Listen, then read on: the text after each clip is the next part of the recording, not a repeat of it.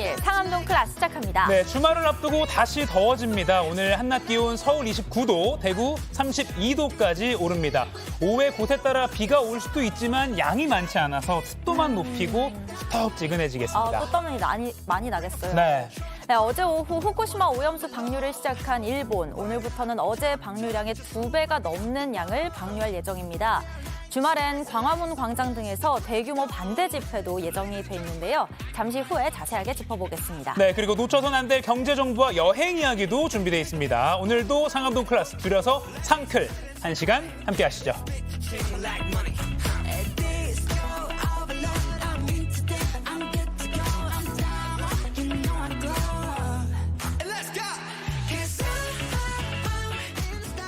네, 생방송 상암동 클래스 TV뿐만 아니라 유튜브 JTBC 뉴스 채널이나 네이버 뉴스 페이지에서도 실시간으로 지금 함께 보실 수 있습니다. 외출하셔야 한다거나 운전하셔야 하면 블루투스를 켜놓고 이렇게 라디오처럼 들으셔도 좋겠습니다. 도시락 이슈 이재승 기자, 김태인 기자 나왔습니다. 안녕하세요. 안녕하세요. 네, 안녕하세요. 안녕하세요. 안녕하세요. 벌써 금요일입니다. 네, 네. 오늘도 아주 중요한 이슈들이 많죠. 일단 네. 저는 후쿠시마 오염수 방류 관련해서 네. 또 아주 여러 가지 이야기들이 오가고 있기 때문에 얼른 듣고 싶은데 네. 첫 번째 이슈 맞나요? 네, 오늘 첫 번째 이슈는요. 오늘은 2배 방류입니다.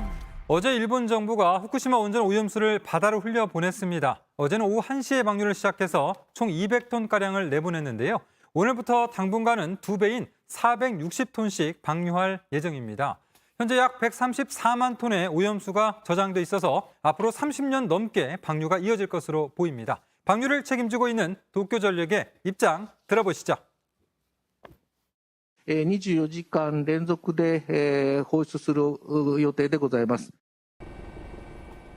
2023년 8월 24일 오후 1시 3분 어제입니다. 오염수 네. 방류를 시작한 그 시각 어쩌면 역사적으로 기록될 날일지도 모르겠습니다. 네네. 아무튼 이제 중요한 건 방사능 물질을 완벽하게 제거를 해서 내보내는 일일 텐데 일본은 안전성을 강조하지만 이 방사능 물질을 제거하는 설비, 뭐 알프스라고 하죠. 이걸 거쳐도 삼중수소 등은 걸러지지 않는다고 하잖아요. 네, 이 다핵종 제거 설비라고 네. 하더라고요. 이 알프스 설비가 고장이 날 수도 있고 또 다른 방사능 물질도 제대로 걸러지지 않을 수 있다. 이런 우려도 이어지고 있어요.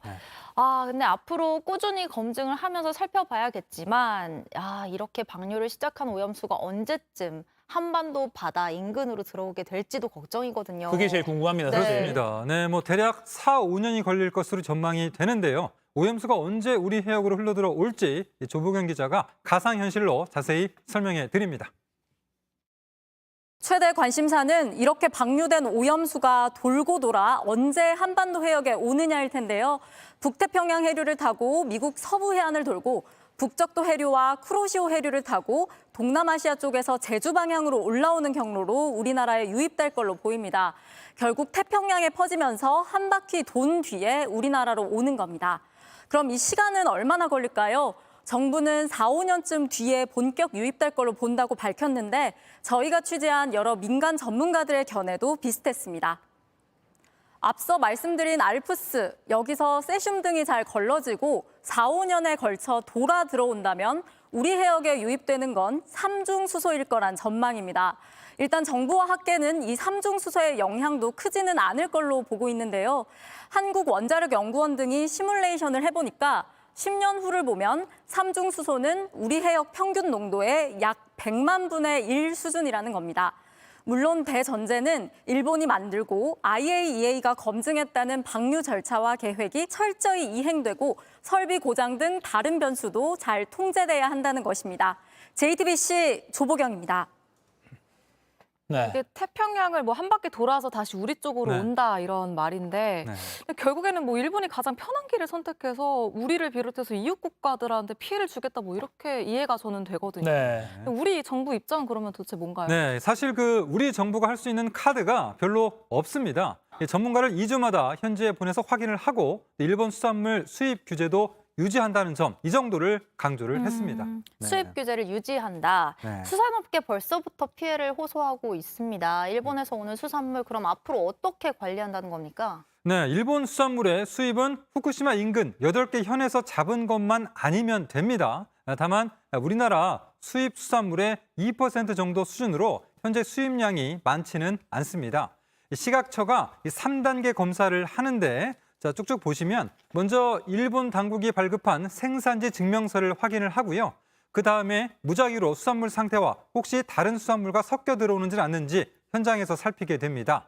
자, 지금 살피는 모습도 나오고 있는데요. 예. 자, 그런 뒤에 이 검체를 조금 이제 분석을 해서 정밀 검사를 들어가게 되는데요. 이 정부 차원에서는 더 많은 방사능 표본 조사가 가능하도록 민관 연구소의 검사 역량을 좀 더 키우는 길을 찾아야 하겠습니다. 네. 네. 어제 뭐 서울시내 한 그 참치집에 일본산 안 씁니다라고 붙어 있다는 그 안내문도 저희가 보여드렸는데 네. 이렇게 오염수 방류가 이제 현실이 되니까 당장 상인들이 또 직접적인 피해를 입을 수밖에 없을 것 같아요. 네. 어제 시장 좀 둘러봤잖아요, 취재진들이. 네, 그렇습니다. 어제 그 서울 노량진 수산시장의 모습 한번 준비를 했는데요. 네, 네. 자, 평소보다는 확실히 많이 사람이 줄어들었습니다. 특히나 저녁 시간이 다 됐을 때도 직접 수산물을 먹을 수 있는 식당가 쪽은 한산한 모습을 보였습니다. 이 상인들이 직접 방사능 검사에도 나서고 있는데요. 원래 방사능 검사를 정기적으로 해왔는데 좀 더 정밀한 기계를 들여놓기도 했습니다. 네. 또 이 서울 가락동 수산시장에서는 상인이 원하면 직접 가서 방사능 검사를 해주고 있고요. 또 서울시 등 지자체는 당분간 매일 표본을 뽑아서 검사를 하고 홈페이지에 공개하겠다고 밝혔습니다. 이게 또 심리라는 게 있기 때문에 뭐 이렇게 수치를 보더라도 아, 이거 불안한 거 아니야? 이런 기본적으로 마음이 좀 그런 있어서 마음이 깔려 있죠. 사시는 분들도 파시는 분들도 참 걱정이 큽니다. 네네. 근데 앞으로 30년 정도는 방류가 이어질 수 있다 이런 예측이 나오고 있는데 사실은 더 길어질 수 있다는 전망도 나오고 있습니다. 왜냐하면 이 빗물과 지하수가 후쿠시마 원자로 내부로 들어가고 있는데 이게 거기에 남아있는 핵 연료 그 잔해량 핵 연료가 남아있는 찌꺼기 같은 게 남아있는데 그것과 빗물이 계속 만나면서 하루 약 100톤 정도의 오염수가 새로 나오고 있다고 합니다. 네. 결국에는 이 핵연료 잔해를 완전히 제거하고 원전을 완전히 폐쇄하지 않는 이상은 오염수가 계속 늘어날 수밖에 없다. 그러니까 방류 기간이 더 늘어날 수도 있다. 이런 암울한 예측까지 나오고 있습니다. 걱정이 매우 큰 상황인데 아무쪼록 좀 뭐 정부도 그렇고 국제사회가 좀 대책을 더 세워야 될 것 같다. 이런 생각도 듭니다. 네. 자, 다음 이슈 전해주시죠. 네. 다음은 덮쳐서 풀스프로입니다. 자, 또 이런 일이 벌어졌습니다. 먼저 CCTV 영상 지금 보고 계신데요. 예. 자, 깜깜한 밤에 한 여성이 하천 옆 산책로를 걸어갑니다. 네. 자, 그런데 저 멀리 뒤에서 누군가가 다가와서 갑자기 달려들고요. 예. 그러면서 목을 이렇게 조르더니 풀스프로 끌고 아이고, 가는 아이고, 그런 아이고. 상황인 겁니다. 자, 여성은 이 괴한의 공격을 겨우 뿌리치고 풀숲을 빠져나왔습니다. 안쪽 풀숲에 CCTV도 없었다고 해요. 네. 그러니까 하마터면 정말 또 한 번 큰 일이 일어날 뻔했던 예. 건데 네. 이 여성 지금 괜찮은가요? 네, 다행히 이제 피해 여성은 크게 다치지는 않은 것으로 알려졌는데 심리적으로는 굉장히 지금 놀란 상황일 것입니다. 네. 곧장 경찰에 신고를 했고요. 범인은 14시간 만에 붙잡혔습니다. 자, 체포된 40대 남성이었습니다. 제정신이 아니었다면서 성폭행 의도는 없었다라고 주장을 했습니다. 아니 그 신림동 등산로 네네네. 그 사건이 있었기 때문에 네. 저게 더욱더 가슴 철렁한 그런 영상이네요. 네. 그러니까 이게 아니 근데 뭐 제정신이 아니었다 이런 말 자체가 저는 이해가 진짜 안 되고 네. 저렇게까지 달려들고 끌고 가기까지 했잖아요. 네. 성폭행 의도가 없었다라고 하면 그럼 도대체 무슨 의도로 그렇게 한 거지? 그러니까요. 네. 자, 좀 우리도 좀 답답하고 좀 그런 상황이잖아요. 예. 경찰의 입장도 같았습니다. CCTV 영상 분석과 또 피해자 조사 결과를 토대로 경찰이 강간 미수 혐의를 적용해서 구속영장을 신청했습니다. 성폭행 의도가 있었다라고 일단 경찰은 판단하고 있는 거군요. 네. 그리고 조금 전에 들어온 소식을 좀 보겠습니다. 이번에 그 신림동 등산로 성폭행 살인 사건 피의자 최윤종이 아침에 이제 경찰 수사를 마치고 검찰로 송치가 됐는데 네. 그 과정에서 여전히 우발적인 범행이다 이렇게 취재진에게 주장했다고요. 네, 그 오늘 아침에 그 서울 관악경찰서를 나오는 최윤종이 했던 말들이 있는데요. 네. 먼저 들어보시죠. 예. 범행 왜 저질렀습니까? 우발적으로 한 거죠. 우발적으로 저질렀다고요? 저도 모르겠고. 처음부터 살해하려고 한 겁니까? 그건 아니에요. 자, 뭐 이 우발적인 범행이었다. 계획 범죄도 아니라고 지금 주장을 하고 있는 거죠. 예. 이는 그 살인죄를 피하려는 의도로 보이는데요. 이 강간 살인죄가 적용이 되면 최소 무기징역에서 사형까지 이렇게 처벌을 받기 때문에 이것을 좀 피하려고 하는 그런 것으로 보입니다. 네. 또 추가로 또 나온 소식들이 있는데 이 최윤종이 군 복무 시절에는 이등병 때 소총과 실탄을 들고 탈영을 했다가 붙잡힌 것으로 드러났습니다. 탈영한 지 2시간여 만에 붙잡힌 최윤종은 당시 취재진에게 군대 체질이 아닌 것 같다라고 말하기도 했습니다. 참, 최근에 강력범죄가 계속 발생하고 있어서 네. 정말 걱정이 큽니다. 네. 다시 한번 말씀드리지만 좀 더 엄중하게 처벌받는다는 것, 특히 요즘에 네. 정말 엄중하게 다루고 있다는 점 염두에 두시고 모방범죄 절대 있어서는 안 되겠습니다. 네. 네. 다음 이슈도 전해주시죠. 네, 다음은요. 혈흔 DNA의 덜미입니다. 이 범죄 현장을 하늘에서 포착을 했습니다. 영상 보실까요? 네, 여성 어선 한 척이 바닷물을 가르며 속도를 내고 있습니다. 네. 갑판 위에 선 남성들의 손에는 자세히 보면 작살이 들려 있는데요. 어허. 자, 그리고 곧 다른 어선도 나타나더니 나란히 달리기 시작합니다. 네. 자, 이들을 피해 필사적으로 달아나는 건 고래입니다. 하지만 곧 지치고 마는데요. 작살을 맞은 고래가 수면에 떠오르자 이 포유한 포획선들이 작살로 또 찌르는 그런 장면을 볼 수가 있습니다. 아이고, 고래 사냥하는 모습을 이렇게 화면으로 보는 게 처음인데 좀 네. 잔인합니다. 네. 이렇게 고래를 잡아서 곧바로 갑판에서 또 해체 작업을 한다고요? 어허. 그렇습니다. 이 범행을 감추기 위해서 어선 위에 천막을 씌웠습니다. 이 아래에서 끌어올린 고래를 해체 작업을 하는 건데요. 자, 그런데 경비 함정이 출동하자 고래를 버리고 도주하면서 갑판 바닥까지 세척을 했습니다. 그런데도 DNA 분석에 덜미가 잡혔습니다. 네. 해경 이야기 들어보시죠. 현장에서 세척을 했다 하더라도 살점을 한 점 찾았고요. 혈흔을 면봉으로 2개 채취했습니다. 그러니까 고래를 잡는 것도 불법인데 몰래 이제 갑판에서 해체를 했는데 그거 안 들키려고 갑판까지 세척을 했는데 다행히 경찰이 살점 하나를 찾아서 그렇습니다. DNA를 파악해서 너희들 고래 그러니까 잡았구나라고 요즘에는 포착한 이제 거군요. 과학 수사 기법을 동원하기 예, 때문에 예. 놓치지 않는다라는 그런 거죠. 이게 뭐 국제적으로 포경이라고 하죠. 포경 그렇죠. 활동이 금지되고 단속도 이루어지고 있는데 이 고래 포획이 끊이지 않고 있죠. 네, 이 밍크 고래는 이제 한 마리에 1억 원가량에 팔 수 있어서 어민들은 뭐 바다의 로또라고 부릅니다. 이번에 잡힌 일당은 올해에만 17마리를 포획을 했습니다. 아이고. 자, 경찰은 포획에 가담한 55명을 붙잡았습니다. 네. 단속 피하기 위해서 이렇게 포획선에서 고래를 해체하는 등 범행 수법이 좀 치밀해지고 있는 것 같습니다. 근데 해경은 고래 포획에 사용한 어선을 몰수하고 또 네. 범죄 수익금을 다 환수하는 방안을 검찰과 협의 중이라고 하는데요. 이것도 좀 더 강력하게 처벌이 이루어져야 될 것 같습니다. 네. 잘 들었습니다. 이어서 지금 이 시각 모바일에서 가장 화제가 되고 있는 소식 정리해드립니다. 김태인 기자 전해주세요. 네, 누리꾼들의 이목을 끈 그 소식 상크리 뽑은 광크리 뉴스입니다. 첫 번째 소식 바로 전해드릴게요. 예. 대자로 누워 비몽사몽인데요.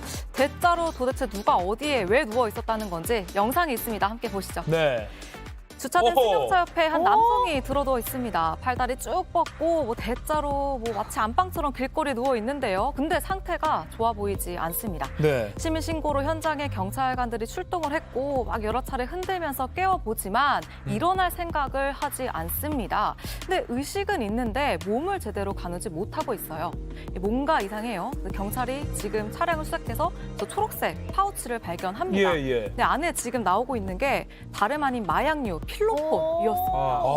마약에 취한 상태였던 건가요, 그러면? 네, 맞습니다. 근데 마약뿐만이 아니라 알고 보니까 술까지 마신 상태였다고 합니다. 경찰이 확인해 보니까 혈중 알코올 농도가 면허 취소 수준이었습니다. 술에 마약까지 한 상태로 운전대를 잡은 거죠.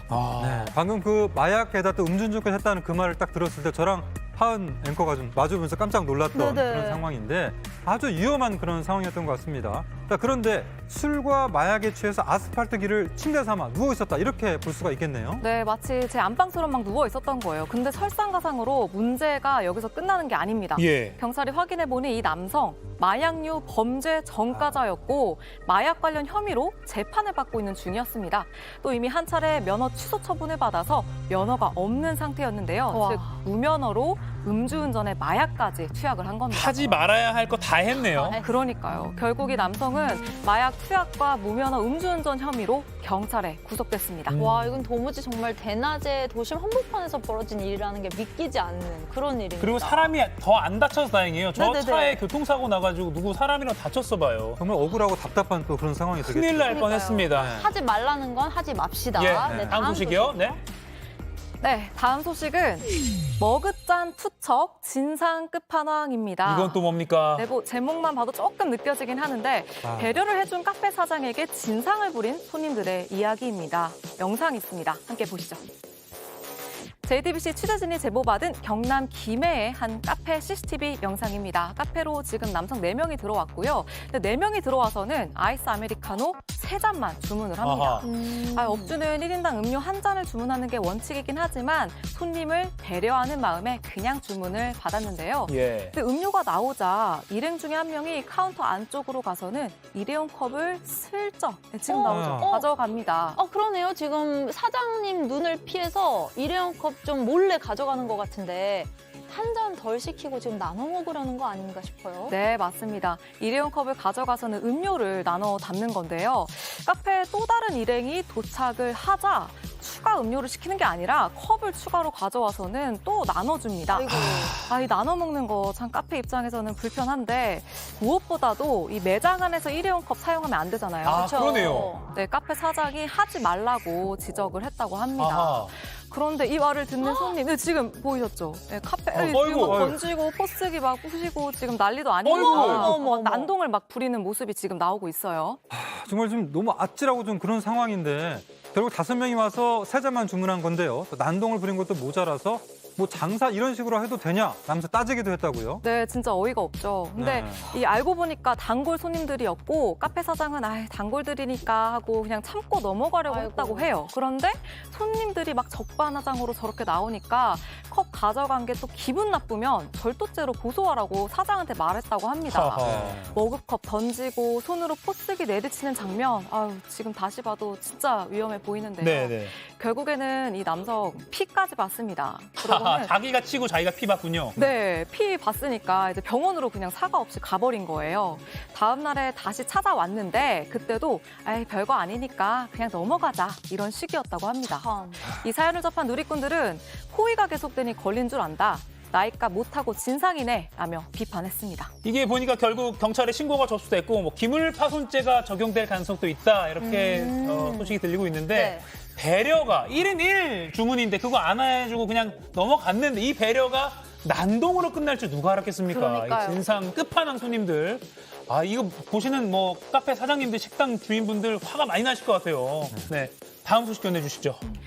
네, 마지막 소식 보겠습니다. 마지막 소식은 키즈존을 접는 이유입니다.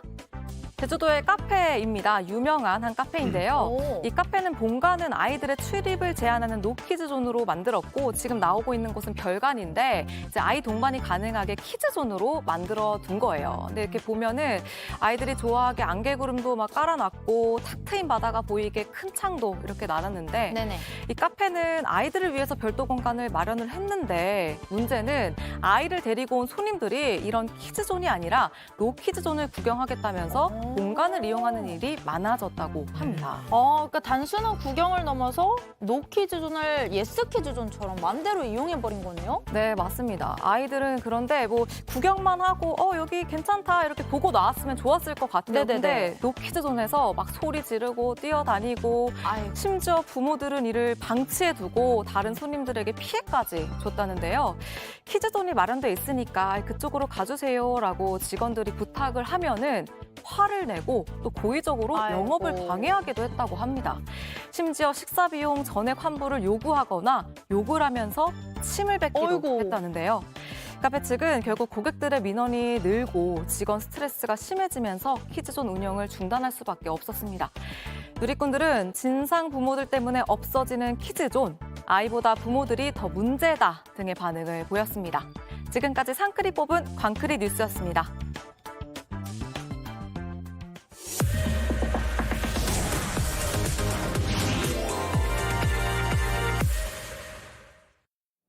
네, 지금 시각 10시 18분입니다. 저 같은 경알못, 경제를 잘 알지 못하는 사람을 위한 당장 내 돈이 되는 정보, 머니클래스. 오늘은 이주찬 기자가 직접 현장을 발로 뛰어서 취재한 장바구니 정보 또 알뜰 소비 정보를 전하는 발품 경제 시간입니다. 안녕하세요. 네, 안녕하세요. 자, 매주 이 시간이 기다려집니다. 이번 주 비도 많이 왔거든요. 이 폭우 속에서 어딜 다녀오셨습니까? 네. 근데 우선 그 배달하면 뭐가 가장 떠오르시나요? 바로 음식 떠오르죠. 예, 특히 우리나라 음식 배달 문화는 외국인 눈에는 아주 특이할 정도로 발달해 있는데요. 네. 요즘엔 전자제품에서부터 화장품까지 배달이 바로 된다고 합니다. 마치 치킨이나 피자를 시켜 먹는 것처럼 스마트폰이나 노트북, 선풍기, 밥솥, 뭐 화장품까지 안 되는 게 없다고 하는데 인터넷으로 주문하면 기존에는 최소 하루 이상은 걸리잖아요. 네네. 뭐 빨라야 새벽 배송에서 몇 시간 걸리는데 요즘에는 20분, 길어도 40분이면 배달이 된다고 합니다. 그러니까 이런 경우가 있었어요. 게임을 좋아하는 친구가 게임을 하다가 이어폰이 없어진 거예요. 맞아요. 그래서 나가서 사기에는 좀 귀찮고 그래서 온라인 쇼핑몰에서 하면 아까 말한 대로 하루 그렇죠. 정도 걸리니까 배달로 했다. 그렇죠. 바로 배달해서 그냥 그게 쓰고 현실이 가는 온 거군요. 네네. 아하, 신기합니다. 네, 그래서 또 제가 궁금해서 현장을 다녀왔습니다. 네. 함께 보시죠. 서울 삼성스토어 홍대점에 나왔습니다. 음식을 시켜 먹던 모바일 배달 앱에서 요즘엔 가전제품이나 화장품 같은 생활용품도 다 배달이 가능하다고 하는데요. 어떤 상황인가요? 저희가 지금 핸드폰 충전기나 아니면 케이스, 태블릿, 더 나가서 이제 개통 없이 사용 가능한 자급제품까지도 배달로 받아보실 수가 있으세요. 실제로 그러면 배달 많이 받아서 이렇게 나가나요? 저희가 처음 운영했을 때보다 지금 점점 늘어나고 있습니다. 바로 주문이 들어왔습니다. 배달 오신 거죠? 네네. 뭐 혹시 지금 주문 들어왔나요? 제트플릭. 휴대전화 제트플릭. 픽업하러 왔어요. 주로 음식 배달 많이 하셨죠? 배달도 하는데 이제 뭐 가전제품이나 꽃, 신발 그런 것도 많이 하고. 저도 배달 라이더에 도전해봤습니다. 내리는 빗속에 우위로 갈아입고 안전장비도 챙깁니다. 이제 전동자전거를 빌려 본격적인 배달에 나섭니다. 배달 왔습니다. 목욕 제품 주문이 들어왔습니다. 포장된 배달품을 가방에 넣고 빗속을 뚫고 열심히 페달을 밟아 고객이 부른 장소로 달려갑니다. 예, 저 화장품 배달 왔는데요. 400성. 예, 죄송합니다. 배달 왔습니다. 색조 화장이 떨어질 때 자주 구매를 하는데 오늘은 또 선물로 주려고 하는데 주변에 이제 매장이 없어가지고 배달로 주문을 했습니다. 밀려오는 주문을 잠시 멈춘 뒤 늦은 점심을 먹습니다. 이 같은 빨리빨리 배달 서비스는 업계 전반적으로 확대되는 분위기입니다. 배달앱 서비스 회사는 애완동물 제품과 의류, 전통시장 제품 등 품목을 더욱 다양하게 늘릴 계획이고 전자마트는 2시간 이내 배달 설치 가능 서비스를, 물류배송업체는 음식을 조리할 가전제품을 함께 배달해주는 상품을 개발하면서 역시 배달 시간 줄이기에 힘을 쏟고 있습니다. 집에서 물건을 바로 받아보고 싶다거나 아니면 미리 준비하지 못한 선물을 빠르게 구매한다거나 할 때 이런 다양한 고객 니즈들이 발생을 하더라고요. 최근 글로벌 경기 불황으로 소비가 줄어드는 가운데 비대면에 익숙한 세대의 소비 수요를 살리려는 빠른 배송 서비스 전략은 앞으로 더욱 치열해질 전망입니다. 잘 봤습니다. 그러니까 핵심은 뭐 물류나 전반적인 배송 시스템이 빨라지고 있다 이렇게 보면 되겠네요. 그렇죠. 배달앱 서비스에서 품목을 다양화하면서 기존 물류 배송 업체하고 직접 경쟁을 하는 이런 시스템이어서 뭐 소비자 입장에서는 뭐 선택의 폭이 넓어지는 셈이 되니까 뭐 좋을 수도 있는데 문제는 이제 그 배송비가 이제 앞으로 높아진다거나 배달업 하시는 분들이 업무가 많아지는 경우 뭐 이런 것들은 좀 예민하게 좀 지켜봐야 될 것 같습니다. 그러니까요. 뭔가 빨라지고 편리해지면 그만큼 일을 더 막 분주하게 해야 되는 사람이 생기는 거잖아요. 그러니까 배달 노동자나 유통 과정에 있는 그런 노동자분들의 환경도 한번 신경을 쓰긴 써야겠네요. 근데 아까 중간에 그 김밥 먹는 장면은 또 굳이 넣은 이유는 먹방을 밀어보려고 한번 매주 먹방을 이어가고 있습니다. 사람들이 알겠습니다. 또 먹는 거에 관심이 많아서. 알겠습니다. 한번, 자, 다음에는 요즘 뭐가 가장 많이 팔리냐 트렌드를 또 전해주는 시간인데 요즘 또 뭐가 많이 팔립니까? 네, 요즘에 소형 SUV의 무서운 질주 이렇게 제목을 뽑아봤는데요. 국내에서도 선호도가 높아진 그 스포츠 유틸리티 SUV 시장에 소형화 바람이 불고 있다 이렇게 지금 보여집니다.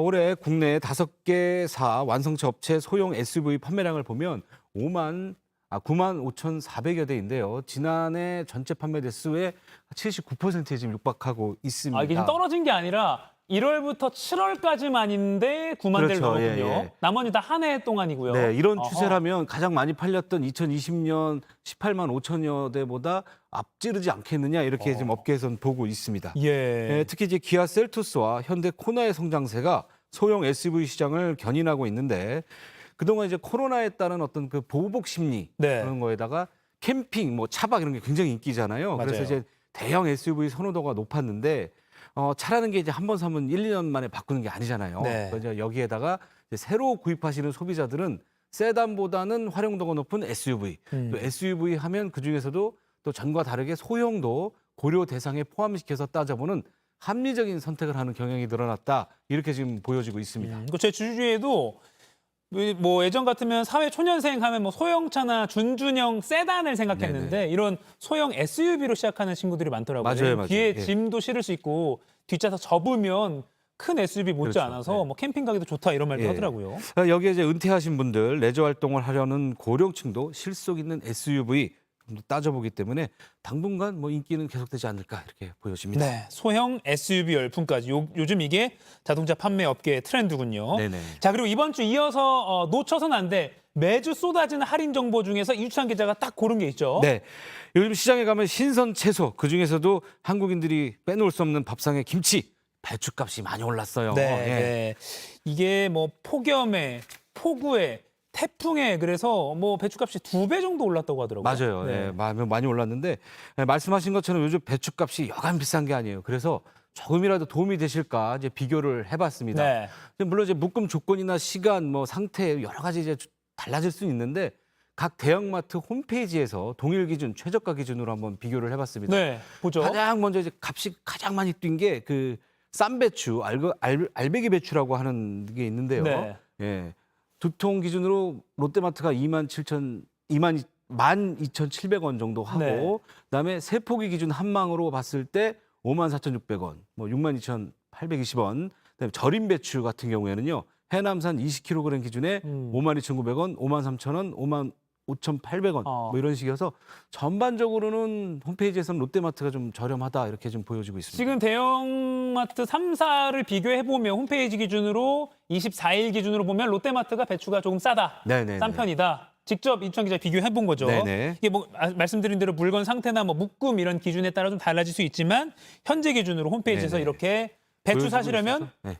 3개 대형마트 중에서는 롯데마트가 괜찮겠다. 네네네. 네, 이렇게 정보를 알겠습니다. 자, 근데 또 배추가 몰라도 김치는 먹어야 되잖아요. 이 정보도 가져왔죠? 예. 네네.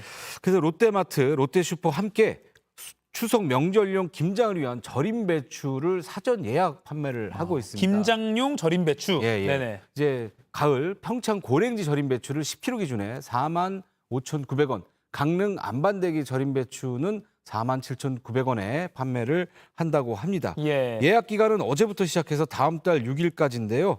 매장에서 직접 접수하시면 추석 전인 9월 20일에서 23일 매장에서 배추를 직접 받아보실 수 있습니다. 네. 김장을 위한 절임 배추 어제부터 다음 달 6일까지 지금 사전 예약 접수받고 있다. 네. 조금 더 합리적으로 가격을 좀 저렴한 가격에 살 수 그렇죠. 있다. 예, 절임 알겠습니다. 배추고요. 예. 자, 다음 할인 소식도 뭐가 있나요? 네. 온라인 쇼핑몰 컬리에서는 여름 시즌을 결산하는 썸머 빅세일을 진행하고 있습니다. 네. 이번 주말 27일까지 1,500여 개의 상품을 최대 77%까지 오. 할인을 해주는데요. 여름 베스트 상품 매일 2가지를 선정해서 특별한 가격에 선보이는 24시간 한정 특가, 하루 3번 진행되는 오픈런 이벤트 특가 등 다양한 특별 코너가 준비되어 있다고 합니다.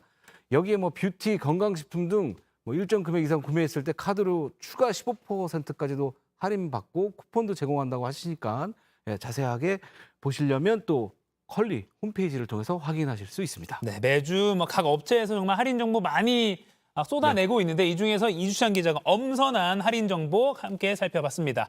자, 마무리하기 전에요. 오늘도 2분 뽑아서 영화 관람권 2장씩 드리는 퀴즈 준비되어 있습니다. 오늘 쉽습니다. 자, 캠핑과 차박이 인기를 끌면서 자동차 시장에선 세단보다 이 차량 형태, 영어 3글자입니다. 땡땡땡이 대세가 됐습니다. 최근엔 1인 가구 증가와 또 실속 소비 경향으로 소형 땡땡땡도 인기라고 하는데요. 스포츠 유틸리티 차량을 뜻하는 이 용어는 무엇일까요? 1번 USB, 2번 MVP, 3번 SUV. 자, 정답 골라서 지금 상클 생방송이 나가고 있는 JTBC 뉴스 유튜브 실시간 댓글창에 남겨주시면 2분 뽑아서 방송 말미에 발표해드리도록 하겠습니다. 오늘도 선물 드리기 위한 퀴즈입니다. 지금까지 머니클래스 이주찬 기자의 발품 경제 잘 들었습니다. 고맙습니다. 지구촌에서 화제가 된 소식들 알아보는 월드클래스입니다. 보통 사람이 어느 정도 경지에 오르고 나면 자연스럽게 명맥을 이을 후학 양성에 힘을 쓰게 되나 봅니다. 그게 이런 분야에서도 해당되는지 몰랐는데요. 손톱 하나로 세계 최고가 된 기인의 이야기 만나보시죠. 와, 까딱하다가는 크게 다치겠어요. 길게 자라다 못해 휘기까지 한 손톱. 미국에 사는 리 레이몬드 씨는 1979년부터 손톱을 기르기 시작해 세계에서 가장 긴 손톱을 가진 여성으로 기록됐습니다. 2008년 처음 세계 신기록을 달성한 뒤에도 계속 손톱을 자르지 않고 관리해 왔는데요. 10손가락의 손톱 길이를 모두 합하면 9m에 달하고요. 그중 가장 긴 오른손 엄지손톱은 한때 90cm 가까이 나간 적도 있다고 합니다. 2009년 교통사고로 손톱의 일부가 부러지면서 세계 기록이 무산될 위기도 있었지만 세계 최장 손톱 보유자라는 그녀의 명성은 사라지지 않았는데요. 그래서 이제 할 만큼 했다고 생각한 걸까요? 앞으로는 자신의 기록을 갱신하는 것보다는 자신처럼 손톱으로 세계 기록에 도전하는 사람들을 돕겠다고 선언했습니다. 세계 기록 심사 활동은 물론 세계 기록 달성의 핵심 비법을 전수하는 조력자가 되겠다는데요. 그녀의 명성을 이을 후계자, 과연 누가 될지 벌써부터 궁금해지네요. 몽글몽글 마치 만개한 꽃으로 잘 꾸며진 정원을 보는 것 같죠? 사실은 문어 수천 마리가 한 곳에 떼지어 있는 모습입니다. 미국 캘리포니아주 몬테레이만 국립해양보호연구소가 캘리포니아 바다 수심 3km 지점에서 아기 문어들이 무리지어 살고 있는 걸 찾아낸 건데요. 심해에서 이른바 문어 정원이라고 불리는 이런 장면이 발견된 건 이번이 4번째입니다. 문어는 보통 홀로 활동하는 습성이 있기 때문에 왜 이렇게 군락을 이룬 건지 지금까지 계속 의문으로 남아 있었는데요. 연구소 측은 최근 관찰 활동을 통해 따뜻한 심해 온천이 아기 문어의 성장에 유리해 대규모로 문어 서식지가 들어선다는 사실을 알아냈습니다. 게다가 문어의 알이 익지 않을 정도의 적당히 뜨거운 수온이 문어 알의 부화를 가속시킨다고 하는데요. 문어 정원에서 태어난 문어들이 얼마나 멀리 이동하는지 추후 연구해야 할 것들도 많이 남아 있습니다. 아직 풀리지 않은 문어의 생태를 알기 위해선 심해에 형성된 서식지를 보호하려는 우리 모두의 노력이 필요할 것 같습니다. 우리나라에선 보통 작고 어린 반려견을 선호하기 때문에 덩치가 크거나 다 자란 유기견들은 새 주인을 찾아 해외로 입양을 가기도 하는데요. 그런데 이렇게 외국으로 간 유기견들이 모두 해피엔딩을 맞이하는 건 아닌 것 같습니다. 눈밭에서 쉬고 있는 견공들 어째 좀 지쳐 보이죠?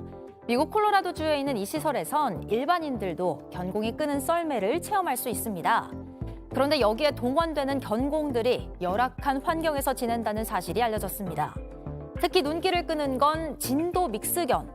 우리나라에서 태어나 이곳까지 가게 된 진도 믹스견들은 아주 오래전부터 썰매견으로 활동한 알래스카 말라뮤트나 시베리안 허스키처럼 눈밭에서 버틸 수 있는 종이 아닙니다. 그래서 더 큰 안타까움을 사고 있는데요. 제대로 쉴 수 있는 숙소도 없고 물과 사료 등도 적절하게 제공되지 않는 데다 부상을 입어도 제대로 치료해주지 않기 때문에 미국의 동물보호단체가 지속적으로 이 시설에 문제 제기를 해온 것으로 알려졌습니다. 벌써 150마리가 넘는 견공들이 이곳에서 썰매견으로 이용되다가 학대와 죽임까지 당한 것으로 전해지면서 우리나라에서 해외로 입양된 유기견들의 후속 관리가 필요하다는 목소리가 나오고 있습니다. 지금까지 월드클래스였고요. 계속해서 상클 라이프가 이어집니다.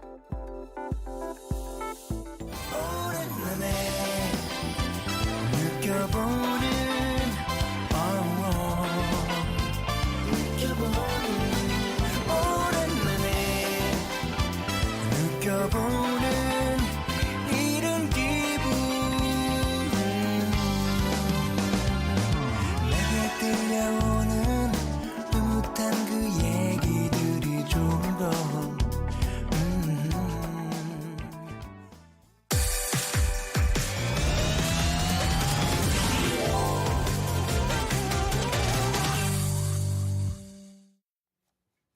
산클 라이프 시작합니다. 오늘은 여행으로 우리 산클 가족 여러분의 일상에 휴식을 선물해 드립니다.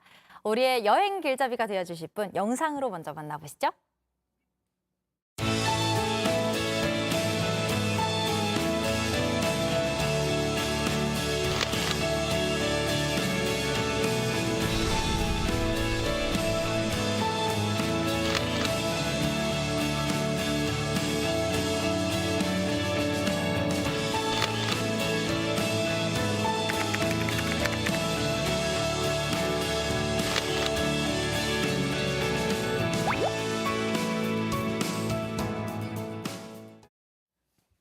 우리 일상에 상상을 더한 그림으로 따뜻한 위로를 전하는 화가이자 여행 작가 김물길 작가님 나오셨습니다. 안녕하세요. 네, 안녕하세요. 김물길입니다. 반갑습니다. 네. 안녕하세요. 제가 너무너무 기다리는 시간이잖아요. 맞아요.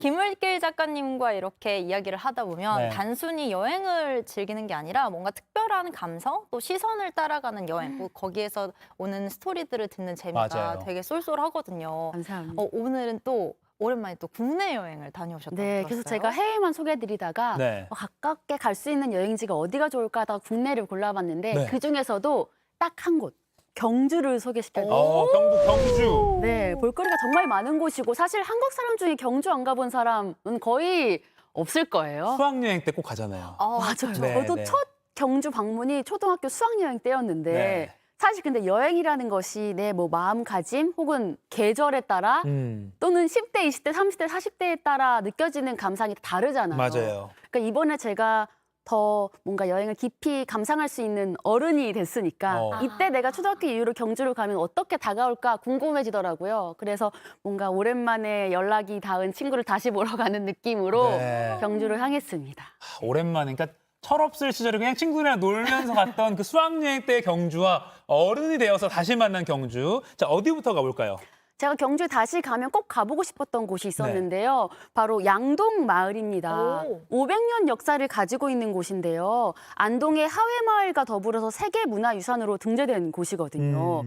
이곳은 골짜기와 능선마다 사람이 살지 않는 집까지 포함해서 총 160여 호의 고가옥과 초가집들이 그런 숲과 함께 펼쳐져 있습니다.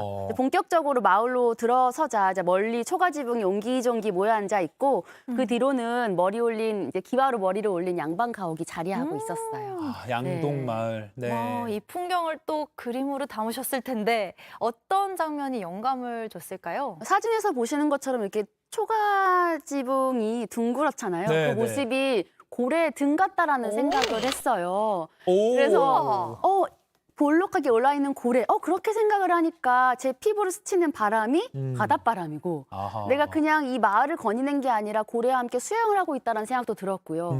또 이제 마당이 훤히 들여다보이는 열린 대문을 볼 때마다 고래 뱃속으로 들어가 볼까라는 생각도 들게 하더라고요. 그래서 사실은 주변이 다 파란색은 아니었는데 이게 고래라고 생각하니까 조금 더 바다였으면 좋겠다라는 생각이 들어서 주변을 더 푸르게 색깔로 칠했습니다. 여기 칠하신 게 어떤 물감인 거예요? 수채화 물감으로. 수채화예요? 네. 근데 평소랑은 좀 약간 연한 느낌이 들어서. 정말 예리하시네요. 맞아요? 맞아요. 항상 약간 두꺼운 불투명한 물감을 사용하다가 네네. 이때는 제가 스케치북을 들고 다니면서 여행을 했기 때문에 그리기 쉬운 수채화를 가지고 그렸습니다. 근데 저는 어떻게 보면 약간 동양화의 느낌도 약간 느껴진다는 생각이 들었어요. 왜냐면 그러네요. 색감도 그렇고 약간 번짐이 많아서 아마 더 그렇게 느껴지실 수도 있을 것 같아요. 이 양동마을의 아름다운 풍경을 그 지붕을 고래로 표현한. 야, 이거 정말 완전히 발상의 전환입니다. 맞아요. 근데 저는 이제 경주 생각하면 사실 불국사 그 계단 앞에서 항상 수학여행 단체 사진 찍는 게 우리나라 국룰이거든요. 맞습니다. 다녀오셨죠? 네네. 당연히 물론 다녀왔어요. 네. 사적 및 명승 1호, 그러니까 세계문화유산으로 엄청나게 유명한 곳이잖아요. 예. 이제 경주 가면 불국사를 빼놓을 수가 없습니다. 이 계단 여기서 찍어야 되거든요, 사실. 네네네. 이렇게 보기만 해도 낯이 익어요. 네. 그렇죠. 아마 여러 번 다녀오신 분들이 훨씬 더 많을 텐데요. 제가 불국사 들어가서 천천히 거닐고 있었는데 익숙한 곳이기도 하니까. 네. 근데 이번에는 자꾸 하늘을 위로 고개를 올려다보게 되더라고요. 그래서 계속 올려다보는 제 시선이 맺힌 곳은 사실 하늘이 아니라 대웅전 처마의 단청이었어요. 그 단청이 그런 색감이 너무 아름다워서 제가 갔을 때는 조금 흐린 날씨였음에도 불구하고 굉장히 그 단청빛이 당당하더라고요. 그래서 제가 저 단청을 제 그림으로 남겼습니다. 또 단청. 원래도 예쁜 단청인데 이걸로 어떤 작품이 또 탄생했을지 궁금해요. 그림, 네, 보여주시죠. 기나긴 이제 역사와 흐름이 있었음에도 불구하고 여전히 너무 아름다운 단청의 색감을 보면서 예. 이제 그 당시엔 얼마나 다 아름다웠을지 상상해 보기도 했고요. 근데 처마살이 자연스럽게 아래로 이제 뻗어 나오는 그 모습이 마치 새 날개를 연상하게 하더라고요. 그래서 대웅전의 처마는 어떤 새 화려한 깃털같이 깊고 아름답다라고 느꼈습니다. 야. 그래서 이 새가 한번 크게 펄럭이면 주변을 환하게 만드는 무지개 같은 깃털을 가지고 있는 새라고 생각을 해서 제가 이 새의 이름을 불국조라고 지어보았습니다. 불국조. 네. 야, 와, 근데 단청이랑 날개랑 너무 잘 어울려요. 네. 이거는 아까 빨리 감기로 이렇게 보여주셨는데 네네. 어느 정도나 실제로는 걸렸나요?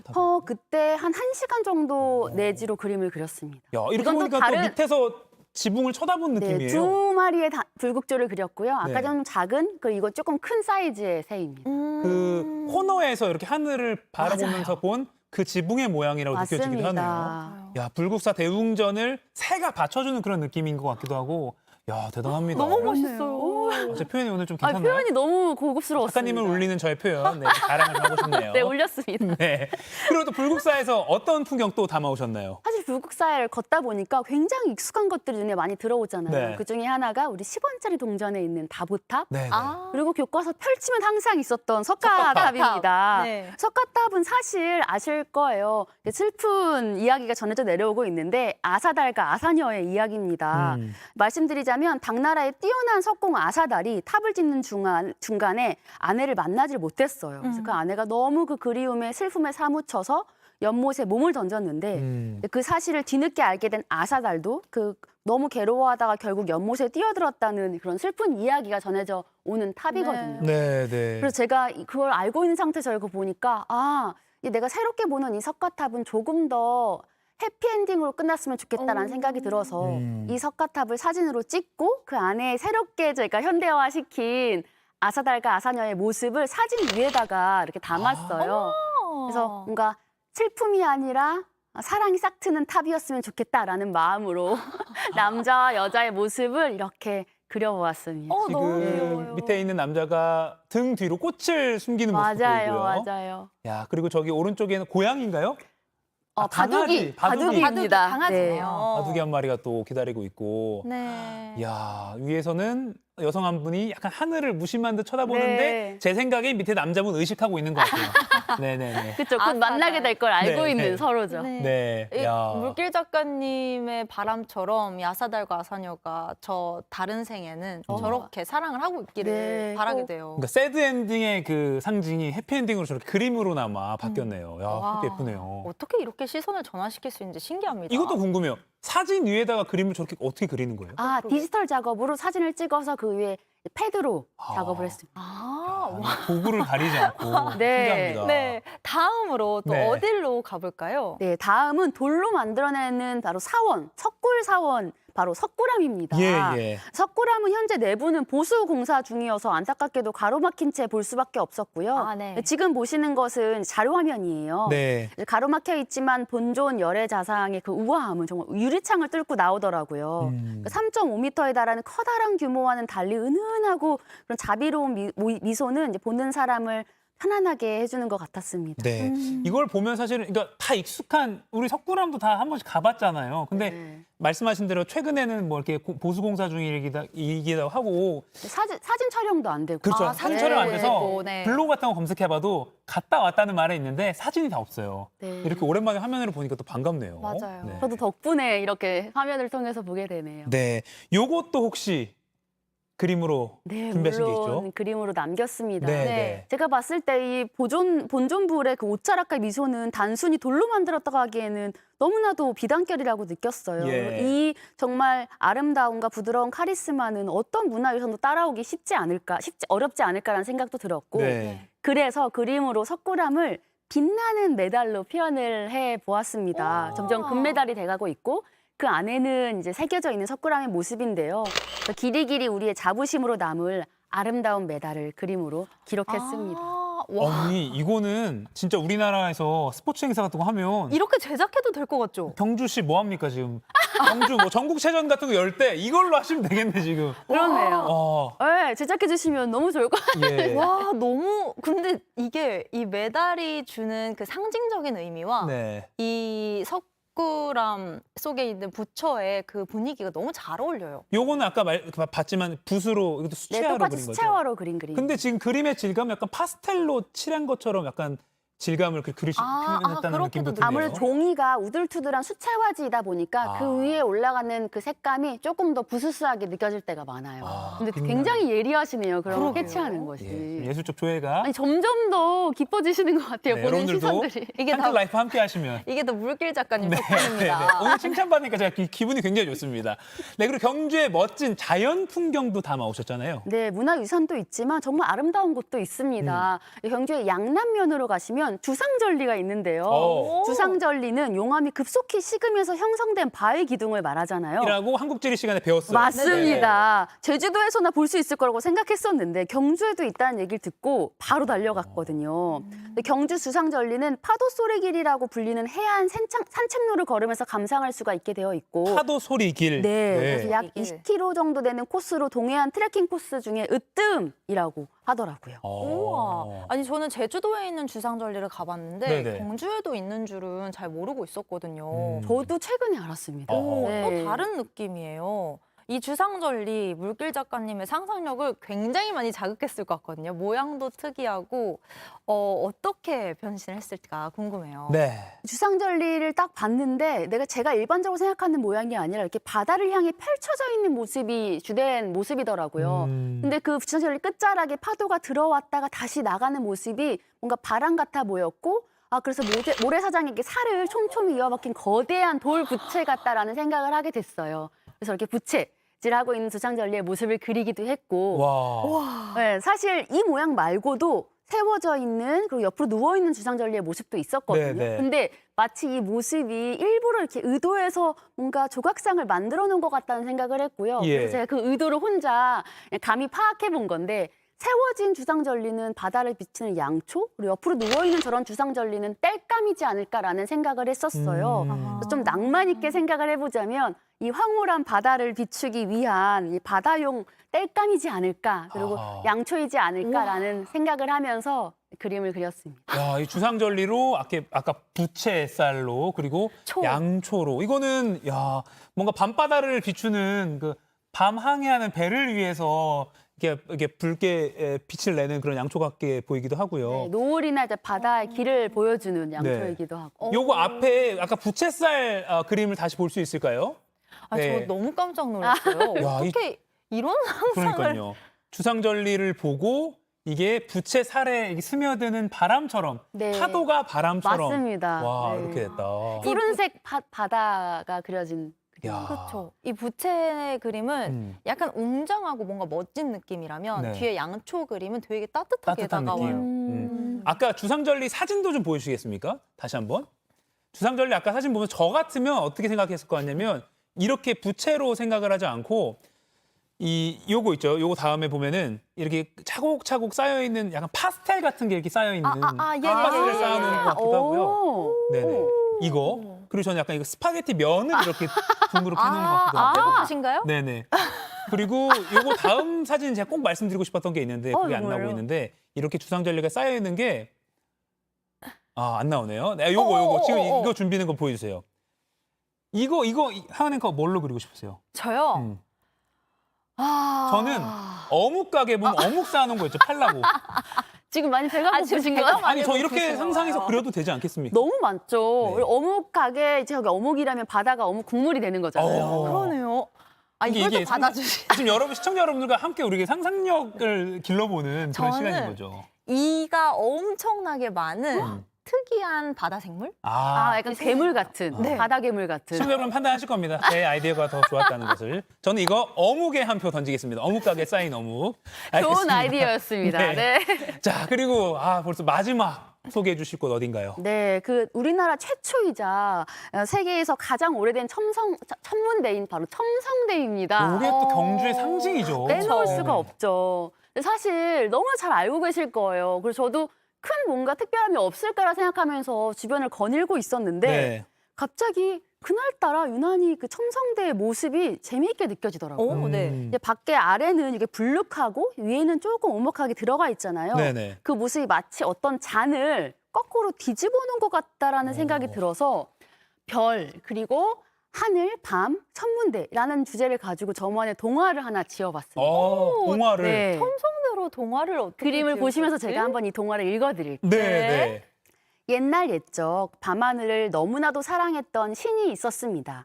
그런데 시간이 지나면서 밤하늘에 빛나는 별들을 혼자서만 보고 싶다는 집착으로 변질되었어요. 그래서 신은 밤하늘을 담기 위해 절대 깨지지 않는 튼튼한 잔을 하나 만들었고 자신 말고는 아무도 보지도 가까이 하지도 못하게 그 잔을 혼자 간직했어요. 그러다가 실수로 잔을 잘못 쳐서 땅으로 떨어지게 된 거죠. 이제 하늘에서 잔이 떨어지면서 잔에 가득 담겨있던 밤이 밖으로 나오게 됐고 그 덕분에 다행히 하늘은 다시 빛나는 별을 찾을 수 있었습니다. 그리고 속이 빈 채로 떨어진 잔은 이곳 경주에 거꾸로 자리하게 되었는데 그게 바로 첨성대가 되었습니다. 라는 동화를 한번 만들어 보았습니다. 이 스토리도 제가 작가님 지은 네, 그 스토리의 한 페이지를 제가 그림으로 그린 거예요. 와, 어떻게 이런 스토리를 생각해내실 수 있는 거예요? 그러니까요. 아니 이거는 역사학자들이 실제 이거 아닌가 이 학설을 다시 한번 들고 나와야 될 것 같은데요. 근데 너무 그럴듯한 이야기예요. 예. 그러니까 이게 보면 지금 방학이 끝나서 아직 마지막 방학 끝자락에 있는 학생들이 이걸 보면서 같이 이야기를 붙여보는 훈련을 하는 그런 시간이 될 것 같아서 너무 좋은 것 같습니다. 진짜 말이에요. 네, 지금 아까 제 어묵 아이디어에 많은 분들이 권카이브님이 어묵 매우 웃겨요. 저는 감자튀김 같았어요라고 권카이브님이 말씀하셨고, 감자튀김. 네, 후왕님은 가래떡. 그리고 오늘 하루님은 묵밥. 네, 이렇게 다양한 굉장히 다양한 음식이 등장을 하네요. 자기만의 오늘 여러분 저와 함께 이 머리를 말랑말랑하게 하는 창의력 훈련도 한번 같이 해볼 수 있었던 시간인 것 같습니다. 네네. 함께 해주시니까 뿌듯하네요. 그러니까요. 이가혁 앵커는 첨성대를 보고도 먹을 게 생각났나요? 맥주잔 거꾸로 한 거. 네. 그 약간 이벤트 할 때 공짜로 주는 맥주잔 있잖아요. 그게 약간 생각났는데 말은 하지 않았습니다. 네. 자, 오늘도 감성 충만 마음이 몽글몽글해지는 시간이었습니다. 물길 작가와 함께 경북 경주 이야기 멋진 그림 잘 보았습니다. 이거 아마 경주시청에서 아까 그런 첨성대 스토리 같은 거는 저희가 좀 뭐 만들 수 있을까 할 수 있을 것 같아요. 그리고 메달도. 메달도. 네네네네. 네, 너무 잘 봤습니다. 오늘 말씀 고맙습니다. 고맙습니다. 감사합니다. 마음이 따뜻해졌습니다. 그리고 약간 머리가 더 말랑말랑해진 것 같아요. 네, 배는 좀 더 고파졌습니다. 네. 오늘 준비한 소식은 여기까지입니다. 자, 오늘의 퀴즈 정답은요. 3번 SUV였습니다. 네, 오늘 당첨되신 두 분 자막으로 나가고 있습니다. 오징어 삼겹살님, 네. 꼬리 와인님 두 분 축하드리고요. 저희 상클 공식 이메일로 선물 받으실 주소 보내주시기 바랍니다. 네, 주말 잘 보내시고요. 저희는 다음 주 월요일 아침 10시에 다시 찾아뵙겠습니다. 다음 주에도 상클 하실 거죠? 고맙습니다. 고맙습니다.